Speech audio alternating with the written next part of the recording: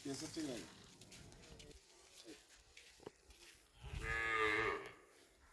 आइए बोल देते हैं।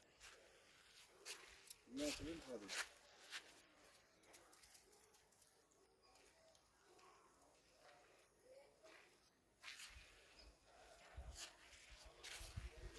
तो सौभाग्य की बात है कि इस मिट्टी को इधर से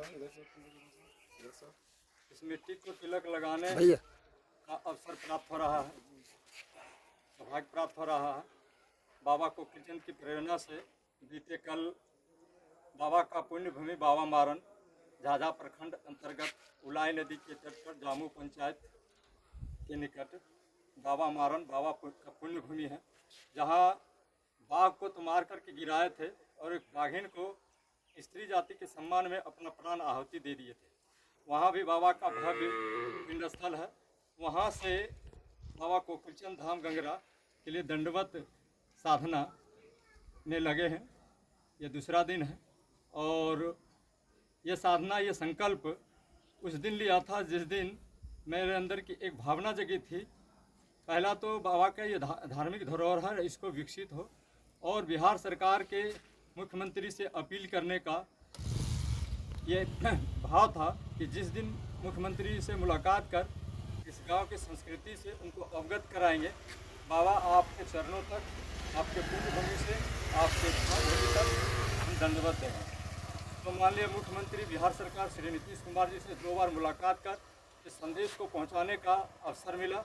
जिला प्रशासन के साथ साथ स्थानीय विधायक श्री दामोदर रावत जी, जमुई के वर्तमान सांसद अरुण भारती जी, जमुई के पूर्व सांसद एवं वर्तमान कैबिनेट मंत्री चिराग पासवान जी आदि जनप्रतिनिधियों तक ये संदेश पहुंचा है कि जब वास्तविक में गंगरा जब सदियों से शराब मुक्त गाँव है और जिस शराबबंदी का कानून की बिहार में लागू है 2016 से, इस गांव को गोद लेने की ज़रूरत है। तो इस संदेश को हमने मुख्यमंत्री तक पहुंचाया है। मुख्यमंत्री तक पहुंचाने के बाद वहां तक एक आश्वासन आया था कि आप धार्मिक न्यास बोर्ड से इसको पंजीकृत करवाइए। तो बाबा कोकिलचंद की प्रेरणा से बाबा कोकिलचंद धाम मंदिर गंगरा धार्मिक न्यास बोर्ड से भी पंजीकृत है, भारतीय अधिनियमों से पंजीकृत है, और जिसका अध्यक्ष अनुमंडल पदाधिकारी हैं।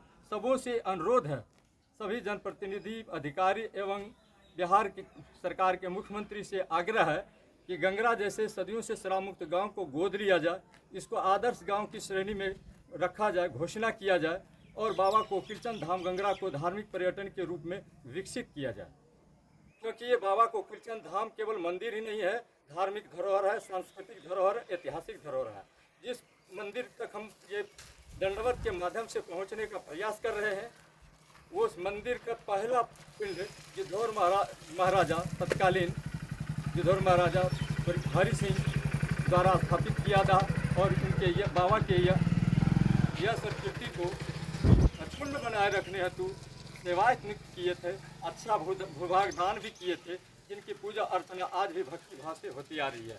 इस प्रकार से गंगरा ही नहीं, गंगरा के साथ साथ दर्जनों गाँव में बिहार के देश के अन्य कई भागों में बाबा की भक्ति भाव से पूजा अर्चना होती है।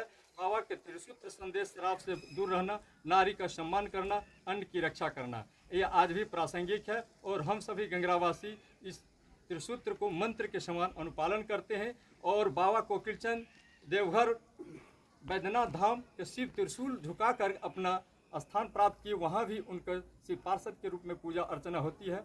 जब ऐसे देवादिदेव महादेव के प्रांगण में शिव पार्षद के रूप में स्थान प्राप्त करने वाले बाबा कोकिलचंद लोक देवता जब हर घर में, हर कण कण में वास करते हैं, तो ऐसे धरोहर को विकसित करना सरकार का दायित्व है, और हम सबों का कर्तव्य है कि बाबा के दरबार से जुड़े और बाबा के कार्य को आगे बढ़ाएं। जय बाबा कोकिलचंद। जय बाबा को। जय बाबा को।